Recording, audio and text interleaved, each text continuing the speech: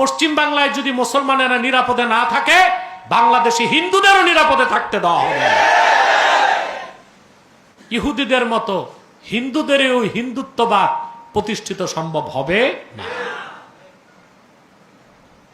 এখন ভারতে সেই বিজেপি পশ্চিম বাংলার ক্ষমতা গ্রহণ করেছে, করতে যাচ্ছে। ইতিমধ্যেই গরুর গোশতের দোকানগুলো ভেঙে ফেলা হচ্ছে, মুসলমানদের উপর নির্যাতন করা হচ্ছে, নিপীড়ন করা হচ্ছে। এটা অবশ্যই প্রতিহত করতে হবে। এটা প্রতিহত করার জন্য বাংলাদেশ সরকারের অনেক দায়িত্ব আছে, অনেক দায়িত্ব আছে। ভারতকে হুমকি দেওয়া হোক যে তাদের সাথে বাণিজ্যিক সম্পর্ক আমরা কাট আপ করব, এবং পশ্চিম বাংলায় যদি মুসলমানেরা নিরাপদে না থাকে, বাংলাদেশি হিন্দুদেরও নিরাপদে থাকতে দেওয়া হবে।